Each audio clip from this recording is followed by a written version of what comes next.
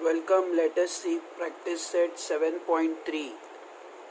यहाँ पे हमें which of the following statement are of inverse variation. तो हमें यहाँ पे स्टेटमेंट दिए हुए हैं और हमें पूछा है कि ये स्टेटमेंट्स जो है उसमें से कौन सा वेरिएशन जो है वो इनवर्स है। तो हमें ये रीड कर बताना है, समझ कर बताना है कि कौन सा वेरिएशन इनवर्स वेरिएशन है। जैसे हमने लास्ट एक्सरसाइज में, लास्ट प्रैक्टिस सेट में स्टडी किया था, इनवर्स वेरिएशन मतलब एक साइड अगर इंक्रीज होगा तो दूसरा साइड डिक्रीज होगा। तो वो बेस पे हमें समझना है कि इनवर्स वेरिएशन क्या होता है। अभी हम देखते हैं, let us begin with the first statement. Number of worker on job and time taken by them to complete the job. यहाँ पे number of worker on a job and time taken by them to complete the job, ये दोनों जैसे दो different thing है। एक है number of worker और एक है number of days taken to complete the job. तो एक हम एग्जांपल देखते हैं इसको समझने के लिए। यहाँ पे मैं दो कॉलम्स ड्रॉ कर रहा हूँ। नंबर ऑफ वर्कर्स,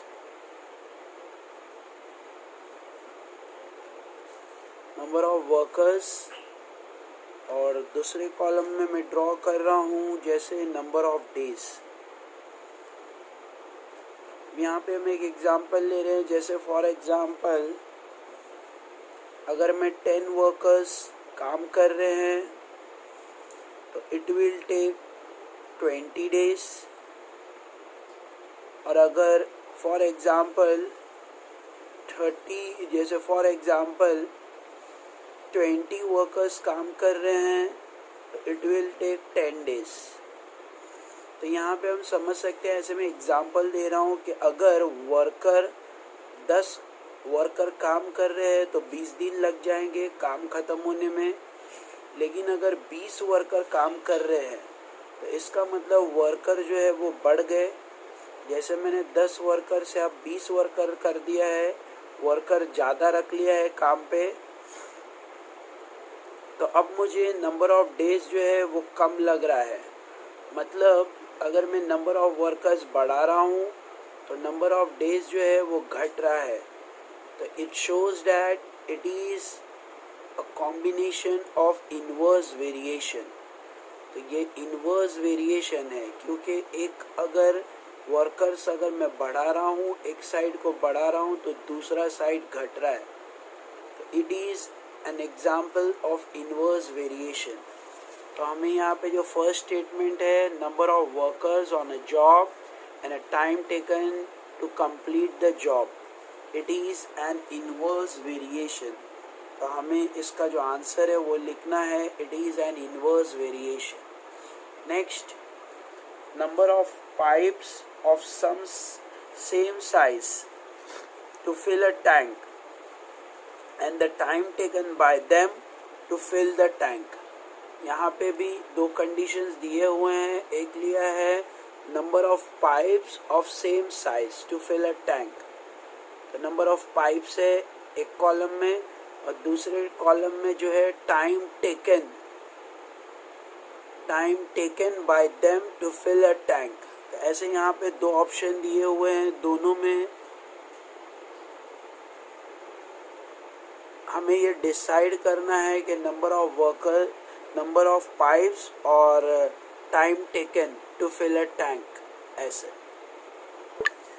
जैसे हमने एक एग्जांपल देख सकते हैं, इसमें नंबर ऑफ पाइप, जैसे मेरे पास 5 पाइप है और एक टैंक भरने मैंने लगाया है, पानी का टैंक भरने में मैंने 5 पाइप लगाया है। 1 2 3 4 5 पाइप्स मैंने लगाया और पानी का टैंक जो है वो फुल भरने में मुझे 15 घंटे लग रहे हैं। नंबर ऑफ आवर्स मतलब टाइम, तो मुझे 15 घंटे लग रहे हैं। 5 पाइप मैंने लगाया है। तो इसमें बहुत इजी है, हमें समझना है। अगर मैं इसमें पाइप कम कर दे रहा हूँ, जैसे 3 पाइप्स कर रहा हूँ तो मुझे ज़्यादा टाइम लग जाएगा टैंक भरने के लिए। और अगर मैं पाइप्स जो है वो बढ़ा दे रहा हूँ, जैसे 5 थे मैंने 8 पाइप ले लिए हैं, तो अब मुझे कम टाइम और लगेगा टैंक भरने के लिए। तो बहुत इजी है, अगर मैं पाइप्स घटा रहा हूँ तो टाइम बढ़ रहा है, और अगर मैं पाइप्स बढ़ा रहा हूँ टाइम घट रहा है ऐसे। तो अगर ये इंक्रीज़ होता है तो ये डिक्रीज़ हो रहा है। तो इसका मतलब ये जो कॉम्बिनेशन है ये इन्वर्स वेरिएशन है। तो हमें यहाँ पे लिखना है कि सेकंड क्वेश्चन में जो आंसर है इसका सेकंड का, it is an inverse variation. तो इसका जो आंसर आएगा it is an inverse variation. Next, petrol fill in the tank of a vehicle and its cost. यहाँ पे पेट्रोल और उसका कॉस्ट है। फिर से हम देखते हैं पेट्रोल और कॉस्ट। कॉस्ट रुपीज़ में आएगा, ऐसे हमें समझना है। पेट्रोल अगर मैं 5 लीटर डाल रहा हूँ तो इसका कॉस्ट जा रहा है फॉर एग्ज़ाम्पल 350 रुपये, ऐसे मैंने लिया है जस्ट एग्ज़ाम्पल। अगर मैं पेट्रोल जो है वो ज़्यादा डालूँगा, जैसे 5 लीटर डाला तो 350 रुपये गए। और अगर मैं 7 लीटर डाल रहा हूँ, 7 लीटर मतलब मैं पेट्रोल ज़्यादा जब मैं पेट्रोल इनपुट कर रहा हूँ तो मुझे ज़्यादा पैसा लग जाएगा। तो जैसे 7 लीटर अगर मैं पेट्रोल डाल रहा हूँ तो मुझे ऑब्वियसली 5 लीटर का 350 है 70 रुपये से, तो 70 रुपीज़ से 5 लीटर का 350 रुपये है, तो 7 लीटर का 490 रुपये हो जाएगा। तो इसका मतलब अगर मैं पेट्रोल को बढ़ा रहा हूँ तो मेरा कॉस्ट भी बढ़ रहा है।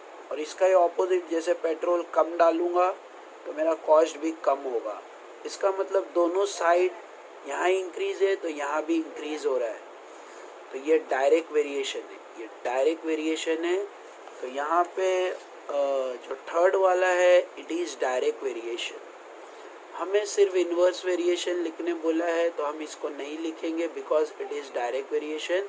या हमें लिखना है तो हम लिख देंगे it is direct variation. Next है area of circle and its radius. तो area of circle and its radius, जैसे फॉर एग्जांपल ये सर्कल है, इस सर्कल का एरिया है और यहाँ से यहाँ तक इसका रेडियस है। तो अभी फॉर एग्जांपल ऐसे मैंने लिया है कि इसका जो रेडियस है वो 2 सेंटीमीटर है ऐसे। तो जो एरिया है, अगर रेडियस 2 सेंटीमीटर रहेगा तो जो एरिया है वो बेस पे रहेगा। अब अगर मैं इसका रेडियस बड़ा कर रहा हूँ, जैसे फॉर एग्जांपल मैंने 3 सेंटीमीटर का रेडियस ले लिया है, 3 सेंटीमीटर, तो जो सर्कल बनेगा वो और बड़ा बनेगा, मतलब इसका एरिया भी बढ़ जाएगा। इसका मतलब अगर मैं रेडियस बढ़ाता हूँ तो एरिया भी बढ़ रहा है। अगर मैं एक चीज़ बढ़ा रहा हूँ रेडियस तो एरिया बढ़ रहा है। जैसे हम इसको टेबल में समझेंगे, जैसे ये एरिया है और ये रेडियस ऐसे। तो अगर फॉर एग्जांपल रेडियस 2 सेंटीमीटर है तो ऐसे मैंने एक एग्जांपल लिया है कि रेडियस जो है वो फॉर एग्जांपल 100 स्क्वायर मीटर है, ऐसे जस्ट एग्जांपल लिया है। तो अगर मैं रेडियस बढ़ा रहा हूँ 3 सेंटीमीटर कर रहा हूँ तो एरिया जो है वो 150 हो रहा है। इसका मतलब ये है कि अगर मैं रेडियस बढ़ाता हूँ तो एरिया भी बढ़ता है, और बड़ा एरिया चाहिए तो रेडियस बड़ा होगा। तो इसका मतलब दोनों साइड जो है वो इंक्रीज़ हो रहा है। अगर मैं एरिया इंक्रीज चाहता हूँ तो रेडियस भी इंक्रीज होगा। तो इसका मतलब it is a direct variation.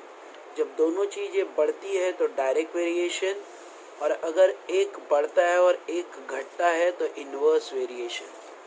तो यहाँ पे हम देख सकते हैं area of circle and radius, इसका जो आंसर है it is direct variation. Fourth वाले का आंसर आएगा इट इज़ डायरेक्ट वेरिएशन। तो हमें आंसर लिख लेना है इट इज़ डायरेक्ट वेरिएशन ऐसे, इट इज़ डायरेक्ट वेरिएशन। ऐसे सिंपल है। I hope you are getting it. तो हमने फर्स्ट क्वेश्चन सॉल्व कर लिया है। Let us see the second question.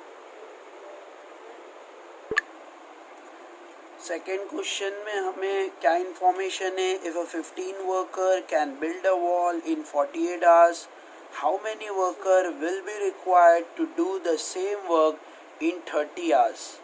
तो हमें यहाँ पे जो डिफरेंस है वो देखना है। एक तो यहाँ पे वर्कर्स, नंबर ऑफ वर्कर्स, और दूसरा टाइम रिक्वायर्ड, मतलब आवर्स में दिया है। तो ऐसे दो कॉलम्स हम ड्रॉ करते हैं और जैसे फॉर एग्जांपल इसके स्टेप्स जो है वे ऐसे कॉलम्स के बेस पे हम डिसाइड करेंगे। तो बहुत इजी है। पहले तो कॉलम में हम लिखेंगे नंबर ऑफ वर्कर्स और दूसरे कॉलम में हम लिखेंगे टाइम आवर्स के बेस पे लेंगे हम, टाइम इन आवर्स ऐसे। अब यहाँ पे नंबर ऑफ वर्कर्स और time required. Number of workers question में दिया है, जैसे यहाँ पे देख सकते हैं, if a 15 worker can build a wall in 48 hours. यहाँ पे 15 वर्कर्स है और 48 आवर्स दिया है फर्स्ट कंडीशन। तो 15 वर्कर्स 48 आवर्स ऐसे।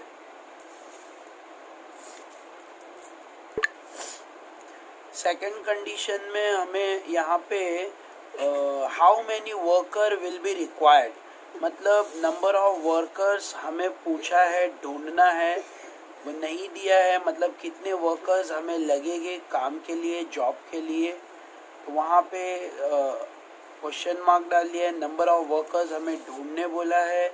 How many worker will be required to do the same work in 30 hours, और जो काम जो है सेम वर्क हमें 30 आवर्स में कंप्लीट करना है, तो आवर्स में 30।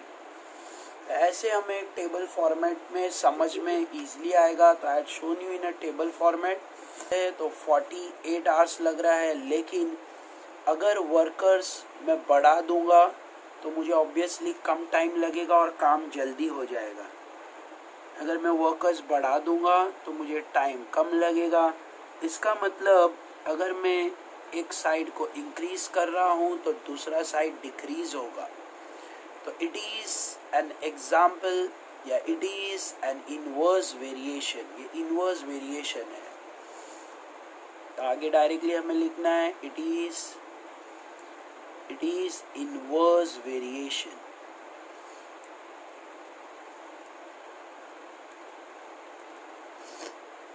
It is inverse variation.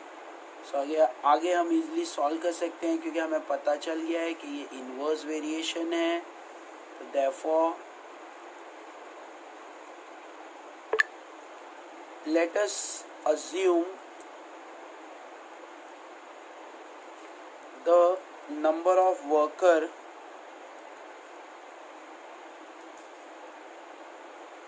be W। हम लोग अज्यूम कर रहे हैं नंबर ऑफ वर्कर के लिए हम W यूज करेंगे, एंड टाइम रिक्वायर्ड B, और टाइम हम अज्यूम करेंगे T। तो अब यहाँ पे दो जैसे एक अल्फ़ाबेट हमने डिसाइड कर लिया है नंबर ऑफ वर्कर के लिए W और टाइम रिक्वायर्ड के लिए T। तो it is an inverse variation. हमने कैसे फाइंड किया? यहाँ से मैंने टेबल में बनाकर I had explain you how it is inverse variation. तो जो मेन स्टेप है वो यहाँ से स्टार्ट होता है। अगर हमें इतने सारे स्टेप नहीं लिखना है तो डोंट राइट इट। ये मैंने समझाने के लिए यहाँ से यहाँ तक स्टेप्स लिखे थे। तो बट हमारा जो मेन स्टेप है, मेन सोल्यूशन है, वो यहाँ से स्टार्ट होगा। सबसे पहला स्टेप मुझे ये लिखना है, let us assume the number of worker be W and the time required be T। फिर उसके बाद सेकेंड स्टेप में मुझे ये लिखना है it is an inverse variation. It is an inverse variation. फिर उसके बाद जैसे मैंने W और T लिया है, तो W is inversely varies to t, ऐसे W is inversely varies to t, ऐसे मुझे नेक्स्ट स्टेप में लिखना है, क्योंकि यहाँ पे it is an inverse variation, तो देयरफॉर इसको symbolically W is inversely varies to t. अब W is equal to K multiply by 1/t, 1/t, तो ये मेरा आएगा कांस्टेंट ऑफ वेरिएशन, मतलब K इज कांस्टेंट, ऐसे नेक्स्ट स्टेप. तो ऐसे मुझे अब K का यूज़ करना है, जैसे मैंने पिछले हमने प्रैक्टिस सेट में सम किया था वैसे हमें सम सॉल्व करते जाना है. अब W का वैल्यू और T का वैल्यू मुझे पुट इन करना है, where W is equal to, जैसे मैंने ऊपर बताया था, वर्कर्स 15 है और टाइम 48 आवर्स लग रहा है, तो फर्स्ट टाइम में जो गिवन कंडीशन है W is equal to 15 and दूसरा कंडीशन मुझे दिया था time is equal to 48 hours. अब यहाँ पे वर्कर 15 है और टाइम 48 है, तो मुझे यहाँ इंफॉर्मेशन फिलअप करना है. वर्कर्स की जगह पे 15 इज इक्वल टू टाइम के जगह पर K मल्टीप्लाई बाय टाइम 1/48, ऐसे. तो अब जो ये 48 है ये यहाँ ऊपर आ जाएगा, मतलब 15 के पास, तो therefore K is equal to 15 multiply by 48. तो K का आंसर मुझे निकालना है 15 मल्टीप्लाई बाय 48 कर. तो यहाँ पे मैं वर्किंग नोट कर रहा हूँ, 15 मल्टीप्लाई बाय 48, 8 5 40, 0 4 8 1 8, 8 + 4 12, यहाँ पे क्रॉस 4 5 20, 0 2 4 1 4, 5 6, 0 2 6 + 1 7, तो 720 K मुझे मिल रहा है. तो K इज इक्वल टू 720. तो ये जो मुझे आंसर मिल रहा है 720, ये है equation of variation, equation of variation, ऐसे. मतलब इक्वेशन ऑफ वेरिएशन मतलब K is equal to W multiply by T, मतलब W जो था 15 उसको T से मल्टीप्लाई किया है. अब मुझे K मिल गया है, तो मैं जो इक्वेशन ऑफ वेरिएशन है उसमें जो भी नंबर मैं पुट इन करूँगा I can get my answer. Late us see the second condition. तो ये हमने पहले तो K ढूंढ लेना है 720. अब हमें क्वेश्चन में पूछा है नंबर ऑफ वर्कर्स मतलब W, और T मुझे दिया हुआ है 30. तो हम सेकंड कंडीशन से फाइंड करेंगे, जैसे W मुझे ढूंढना है और T मुझे दिया हुआ है and T is equal to second condition में 30, जैसे मैंने ऊपर टेबल में रफ में लिखा था 30, ऐसे. W is equal to question mark and T is equal to 30. अब हमें ये फाइंड करना है, W ढूंढना है, तो हम K की हेल्प से W ढूंढ सकते हैं क्योंकि हमने कांस्टेंट ऑफ वेरिएशन निकाला है. तो बहुत इजी है, जो फॉर्मूला है वो लिखना है, W multiply by T is equal to K. W का वैल्यू यहाँ पे 30 है, तो W की जगह पे W का वैल्यू नहीं दिया हुआ है, तो W की जगह पे W आएगा मल्टीप्लाई बाय T का वैल्यू 30 है, तो यहाँ पे 30 आएगा इज इक्वल टू K. मुझे K ढूंढना है, तो बहुत इजी है. अब क्योंकि मुझे W यहाँ पे थोड़ा कंफ्यूजन हो रहा है, जगह नहीं है, I show you in a next page. K मुझे मिल गया है, मुझे W का वैल्यू जो है वो ढूंढना है. तो पहले मैं लिख ले रहा हूँ where W is equal to question mark and K is equal K का वैल्यू मुझे मिला है और T इज इक्वल टू 30, ऐसे. तो अब जो मेरा फॉर्मूला बन रहा है W multiply by T is equal to K, वहाँ पे W की जगह W आएगा और T के जगह पर 30 आएगा और K का जो मैंने वैल्यू ढूंढा है 720 वो यहाँ पे आएगा. I hope you are getting it. अब मुझे W ढूंढना है, K का वैल्यू मिल गया है, 30 का T का वैल्यू मेरे पास है क्वेश्चन में. तो अब W इज इक्वल टू 720, ये 30 यहाँ के डिवाइडेड बाय 30, ऐसे. एक ज़ीरो नीचे कट, एक ज़ीरो ऊपर, 3 के टेबल से कट करना है। 3 1 ज़ा 3, 3 2 ज़ा 6, ये 7 है, 1 कैरी, 3 4 ज़ा 12। तो W मुझे 24 मिल रहा है, मतलब मुझे 24 वर्कर्स लगेंगे काम कंप्लीट होने के लिए। तो ऐसे हमें आंसर फाइंड करना है। तो यहाँ पे फाइनल आंसर कैसे लिखेंगे, क्वेश्चन में देखना है। How many worker will be required to do the same work in 30 hours? So our answer, final answer will be 40 workers will be required to do the same work in 30 hours. यहाँ पे final answer में ऐसे लिखना है 24 workers will be required to do the same work in 30 hours. ऐसे, this is my final answer. ऐसे हमें solve करना है। I hope you understood it. कैसे करना है, सबसे पहले अज्यूम करना है W और T, जैसे हमने किया था। W और T को अज्यूम करना है। Let us assume the number of worker be W and time required be T. फिर हमें ये लिखना है it is an inverse variation. फिर उसके बाद W is inversely varies to T। फिर हमें K लेना है, K इज़ कांस्टेंट। फिर हमें K ढूंढना है। पहले केस में मुझे जो W दिया है और T दिया है वो, मतलब नंबर ऑफ वर्कर्स और T। फिर हमें K ढूंढना है। K मिल गया मुझे 720। तो हमारा जो फॉर्मूला बन रहा है K is equal to W multiply by T, मतलब फिर नेक्स्ट केस में मुझे W जो है वो ढूंढना है और T दिया हुआ है। पहले केस में दोनों दिया हुआ था तो मैंने K ढूंढ लिया और K की हेल्प से अब हम ये दोनों को ढूंढेंगे। यहाँ पे W ढूंढना है और T दिया हुआ है, अब आप डायरेक्टली कर सकते हैं। आई hope you understood it. Our third question, 120 bags of half liter of milk can be filled by a machine within 3 minutes.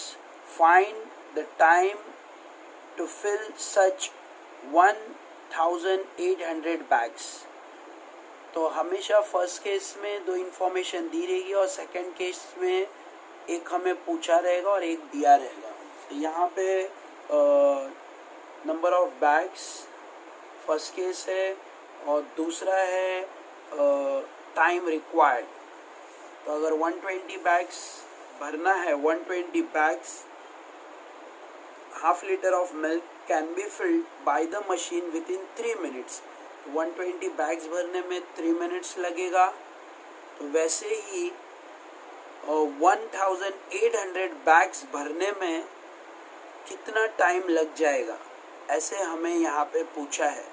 Find the time to fill such 1800 bags. तो सबसे ज़्यादा इम्पॉर्टेंट थिंग यहाँ पे ये है कि हमें पहले ये देखना है कि ये कौन सा वेरिएशन है, डायरेक्ट वेरिएशन है या इनवर्स वेरिएशन है। तो इसे समझने के लिए हमें क्वेश्चन को अच्छे से समझना होगा कि ये डायरेक्ट वेरिएशन है या इनवर्स वेरिएशन है। तो बहुत इजी है, 120 बैग्स भरने में 3 मिनट लग रहा है और अगर 1800 बैग्स भरने होंगे तो ऑब्वियसली मुझे ज़्यादा टाइम लगेगा। तो यहाँ पे मुझे ज़्यादा टाइम लग रहा है, जैसे बैग्स अगर ज़्यादा हो जाएंगे तो टाइम भी ज़्यादा स्पेंड होगा। तो इसका मतलब ये डायरेक्ट वेरिएशन है। अगर मैं बैग्स बढ़ा रहा हूँ तो टाइम भी बढ़ रहा है। तो ऐसे मुझे समझना है कि डायरेक्ट वेरिएशन है और डायरेक्ट वेरिएशन के बेस पे हम इसे सॉल्व करेंगे। Late us begin. कैसे सॉल्व करना है, सबसे पहले हमें एक अल्फ़ाबेट ले लेना है। जैसे नंबर ऑफ बैग्स के लिए हम n ले लेंगे और कोई भी अल्फ़ाबेट ले सकते हैं। और टाइम रिक्वायर्ड के लिए, मतलब मिनट्स टाइम के लिए हम t लेंगे। तो in this way we will solve. Time के लिए हम t लेंगे और नंबर ऑफ बैग्स के लिए हम n लेंगे। तो लेट अस अज्यूम करके हमें पहले लिखना होगा। Let us begin this question.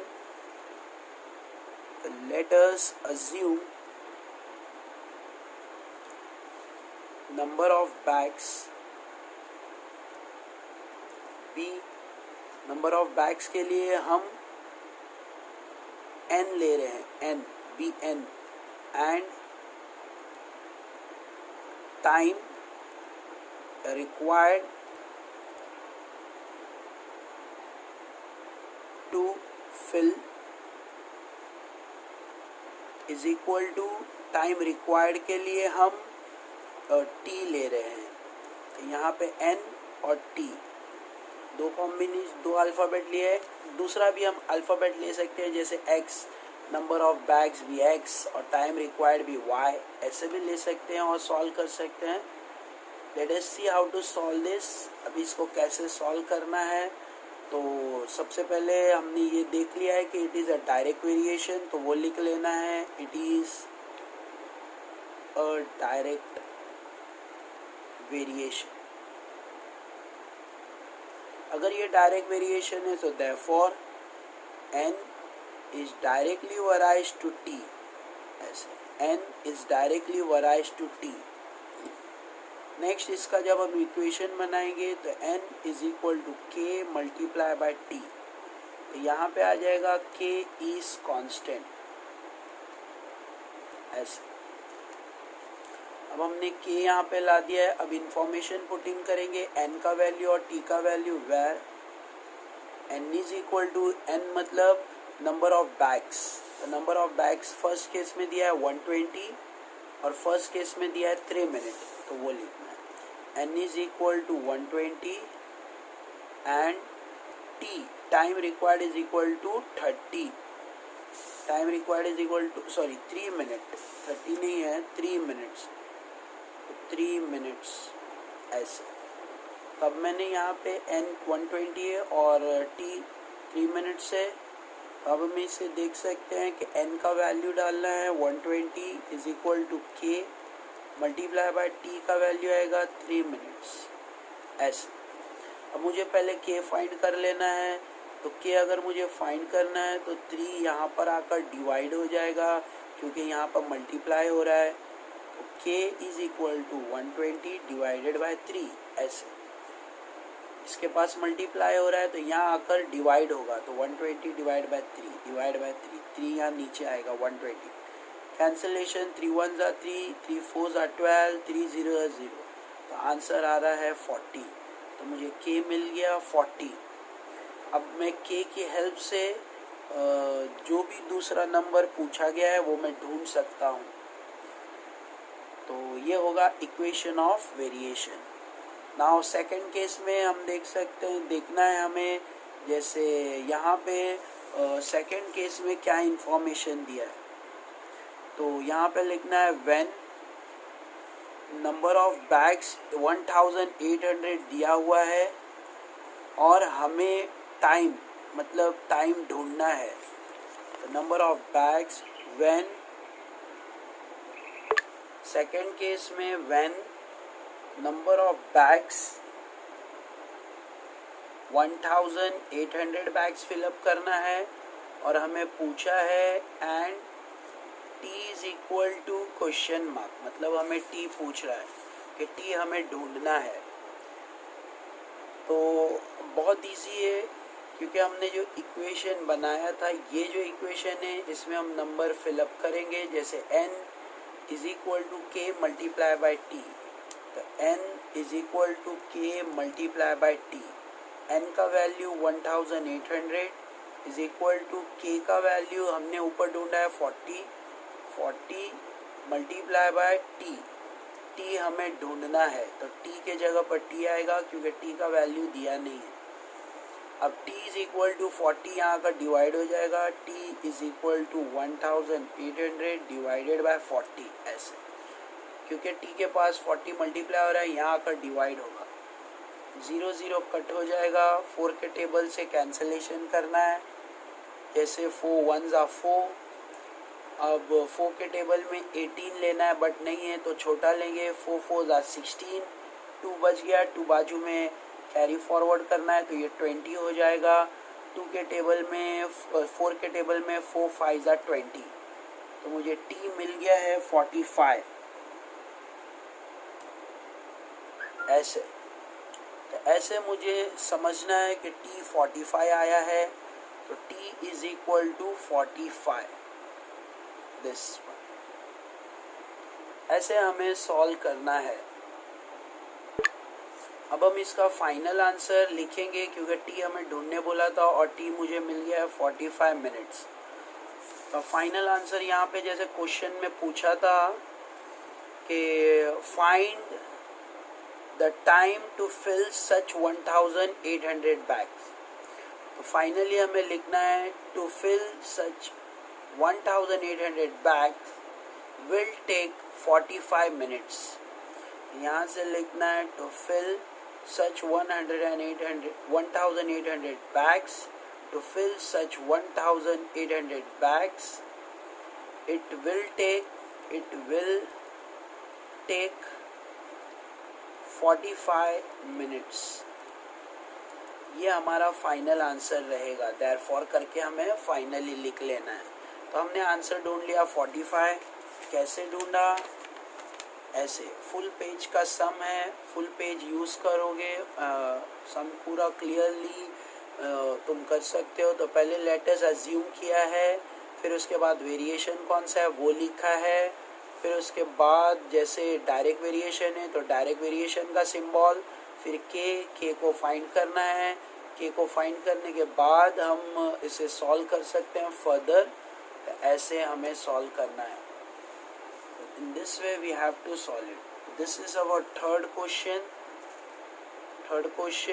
Let us go and see the last question how to solve. Fourth question. A car with a speed of 60 km per hour. Speed दिया हुआ है और take 8 hours to travel some distance. तो 60 की speed पे अगर car चल रही है तो 8 घंटे लग रहे हैं। What would be the increase in a speed if same distance is covered in 7.5 hours? हमें स्पीड पूछा है और जो है टाइम जो है वो 7.5 hours है। तो पहले तो हमें ये समझना है कि ये कौन सा वेरिएशन है। नंबर वन थिंग, अगर स्पीड 60 है तो 8 घंटे लग रहे हैं, लेकिन अगर स्पीड बढ़ जाएगी तो टाइम कम लगेगा। इसका मतलब अगर मैं स्पीड बढ़ा रहा हूँ तो टाइम कम लग रहा है, मतलब एक बढ़ा रहा हूँ तो एक घट रहा है। तो it is an inverse variation. ये जो फोर्थ वाला क्वेश्चन है वो इनवर्स वेरिएशन है। तो इनवर्स वेरिएशन के बेस पे हमें सॉल्व करना है। Let us see how to solve. सबसे पहले हम स्पीड के लिए एस ले लेंगे और हम टाइम जैसे आवर्स के लिए जो टाइम है उसके लिए हम टी लेंगे। तो पहले तो सबसे पहले हमें अज्यूम करना है। Let us assume speed of a car be S. तो हमने स्पीड के लिए एस लिया एंड यहाँ पे देख सकते हैं एंड टाइम आवर्स में दिया हुआ है तो हम टाइम के लिए and time taken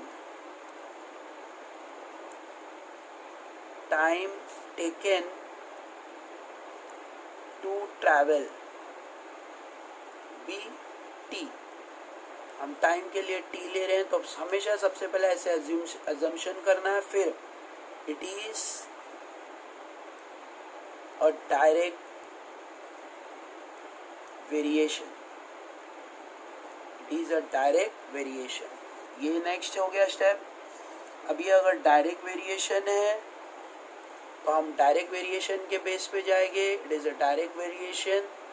direct variation को कैसे लिखते हैं? एस इज डायरेक्टली वराइज, क्योंकि डायरेक्ट वेरिएशन कैसे होगा? जैसे स्पीड अगर बढ़ रहा है तो टाइम कम लगेगा। ये डायरेक्ट वेरिएशन नहीं है, ये इनवर्स वेरिएशन है। तो हमें यहाँ पे हमारा रॉन्ग हुआ है। तो हमेशा ये ध्यान रखना है, इसको अच्छे से नोट करना है कि डायरेक्ट वेरिएशन है या इनवर्स। तो फिर से हम लिखते हैं इट इज इनवर्स वेरिएशन। कैसे इनवर्स वेरिएशन है? अगर स्पीड जो है वो कार की बढ़ाई जाएगी तो टाइम कम लगेगा। So it shows that it is inverse variation. तो इन्वर्स वेरिएशन के लिए S is inversely varies 1/t ऐसे हो जाएगा। और अगर डायरेक्ट वेरिएशन होता तो S is directly varies to t, but ये डायरेक्ट वेरिएशन नहीं है, ये इन्वर्स वेरिएशन है S। तो अब हमें ये फॉर्मेट फॉलो करना होगा। तो S is inversely varies to k multiply by 1/t S। अब मैंने k को इन्वॉल्व किया है तो k is constant, ऐसे नेक्स्ट रीजन लिखना। वेर अब हम वैल्यू पुट इन करेंगे। यहाँ पे 60 किलोमीटर 8 आवर्स दिया है, तो स्पीड वेर एस मतलब speed is equal to 60 kilometre per hour, और टी टाइम रिक्वायर्ड दिया है 8 आवर्स, तो यहाँ पे आएगा 8 आवर्स ऐसे। ये फर्स्ट केस हो गया। फर्स्ट केस में हमेशा दोनों इन्फॉर्मेशन दी रहेगी, तो हमें के ढूंढना है। तो एस के जगह पर 60 इक्वल टू, यहाँ पे क्योंकि हमने के को यूज़ किया तो यहाँ इक्वल आएगा, तो यहाँ इक्वल यूज़ करना है। अब यहाँ पे 60 इज इक्वल टू के, एस के जगह पे 60 इज इक्वल टू के मल्टीप्लाई बाय 1/t मतलब 1/8 ऐसे। टी के जगह पर 8 आ गया। अब मुझे के ढूंढना है, तो ये 8 यहाँ आकर मल्टीप्लाई होगा 60 के पास, तो therefore 60 multiply by 8 is equal to K. ये 8 यहाँ पर आ गया, तो अब ये दोनों को मल्टीप्लाई कर लेना है, तो therefore K is equal to 60 multiply by 8 0 8 6 48, तो 840। के इज इक्वल टू 480, तो ये आ गया मुझे के ढूंढ लेना है पहले। के मिलने के बाद हम फर्दर सॉल्व करेंगे। अब जो इन्फॉर्मेशन नेक्स्ट पार्ट में दी है वो इम्पॉर्टेंट है, उसके बेस पे हम सॉल्व कर सकते हैं। तो नेक्स्ट इन्फॉर्मेशन हमारे पास क्या है वो देखना है। व्हेन एस का क्या दिया हुआ है और टी का क्या दिया हुआ है, नेक्स्ट इन्फॉर्मेशन एक्स और टी। तो पहले एस को हम ढूंढेंगे। यहाँ पे क्वेश्चन में क्या दिया हुआ है, एस मतलब स्पीड मुझे ढूंढना है। यहाँ पे बोला है what should be the increase in speed, तो स्पीड के जगह पे क्वेश्चन मार्क, और टी मुझे यहाँ पे दिया हुआ है 7.5 आवर, तो टी के जगह पर इज इक्वल टू 7.5 आवर ऐसे। तो ये मिक्स नंबर है, तो पहले हमें इसे कन्वर्ट करना होगा। इम्प्रॉपर में जैसे हम इसको कन्वर्ट करेंगे तो यहाँ पे 7 2 14 प्लस 1 15, तो ये स्टेप हमें मालूम है जैसे कैसे कन्वर्ट करना है। 7 2 14 प्लस 1 द होल अपॉन 2, नीचे 2 था 2 ही आएगा, 7 2 और ये प्लस 1, 7 2 प्लस 1, 7 2 14 14 प्लस 1 15, तो ये हो जाएगा 15/2।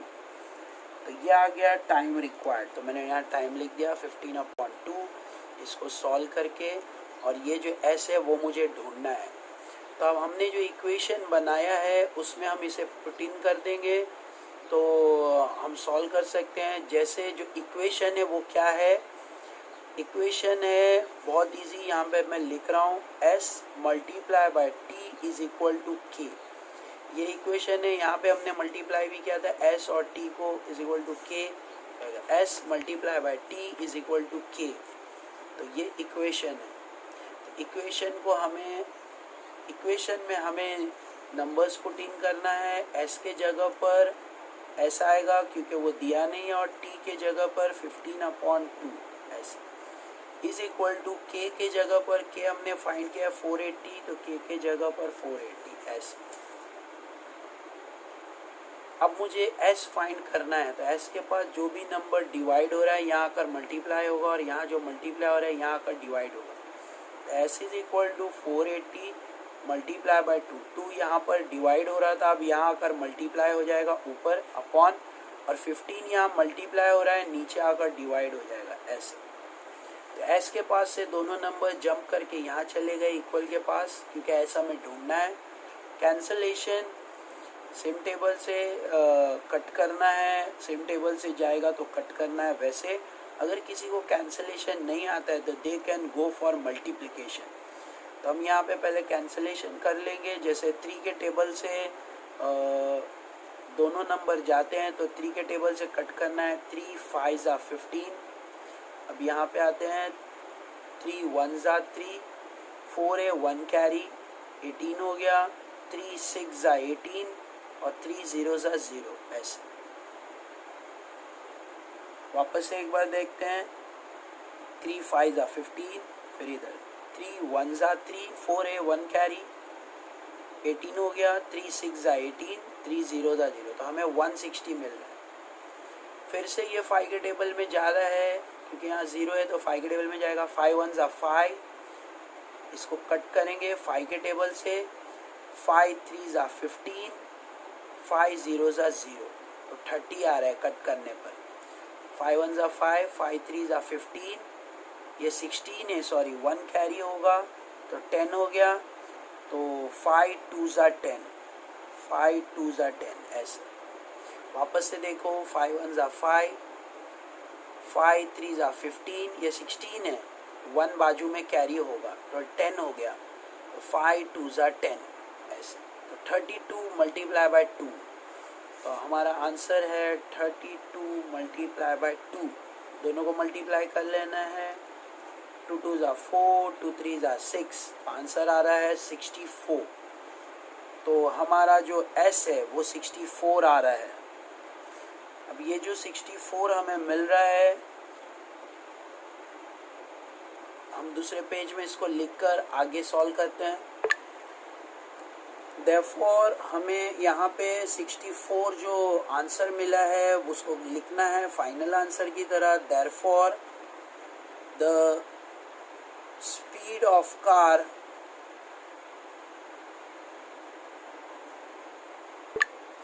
therefore the speed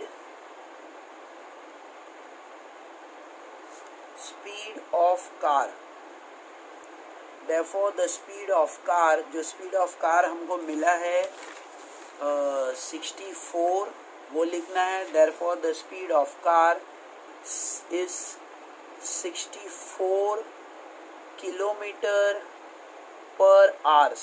therefore the speed of car is 64 kilometre per our to complete the distance in 7.5 hours। distance in 7.5 hours। ये जो हमारा आंसर आया है 64 kilometre per our. Therefore the speed of car is 64 kilometre per our to complete the distance in 7.5 hours। तो अब यहाँ पे ये हमारा फाइनल आंसर मिल गया है। तो हमें क्वेश्चन में पूछा क्या है, what should be the increase in a speed। Increase in speed मतलब जो पुराना स्पीड था और नया स्पीड था उसमें कितना इंक्रीज हुआ। तो बहुत इजी है। तो therefore increase in speed is equal to 64 minus 60। 64 मेरा जो आंसर आया है वो, और 60 जो मुझे पहले मिला था जैसे मैंने सॉल्व किया था, और मुझे 60 जो क्वेश्चन में मुझे दिया हुआ है यहाँ पे 60। तो 64 हमने सॉल्व करके निकाला और 60 हमें दिया हुआ है। तो ये पुराना स्पीड है और ये 7.5 आवर में जो स्पीड बैठ रहा है वो है। दोनों को माइनस कर देंगे तो 4 kilometre per hour. This will be our answer. Increase in speed is equal to 4 kilometre per hour. यहाँ पे वही पूछा था what should be the increase in a speed। increase in a speed of a car is equal to 4 kilometer per hour। this will be our answer। I hope you understood it। कैसे करना है, बहुत easy और simple है। Question थोड़ा सा lengthy है, बड़ा है। तो पहले हमने अज्यूम किया, फिर प्रूव किया इट इज़ इन्वर्स वेरिएशन, फिर उसके बाद हमने इन्वर्स वेरिएशन का फॉर्मेट फॉलो किया है, कैसे इन्वर्स वेरिएशन को करना है। फिर 2 इन्फॉर्मेशन दी थी, उसके बेस पे हमने के ढूंढ लिया। के ढूंढने के बाद फिर जो सेकंड केस में जो इन्फॉर्मेशन नहीं दिया और एक दिया हुआ है, एक नहीं दिया एक दिया है, हमेशा क्वेश्चन में ऐसे ही रहेगा, एक टाइम में 2 दिया रहेगा और एक टाइम में एक पूछा रहेगा, एक दिया रहेगा। तो उसके बेस पे हमें के का जो फॉर्मूला हम बनाते हैं उसके बेस पे हमें दूसरा मिल जाएगा। कैसे मिला आई हैड एक्सप्लेन यू। अगर वीडियो नहीं समझ में आ रहा है तो फिर से 2-3 बार एटलीस्ट हमें देखना है।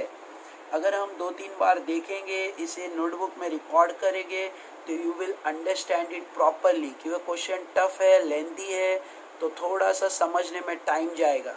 I hope you are getting it. Don't forget to subscribe, share with your friends, write me in the comment box. Thank you all. Take care.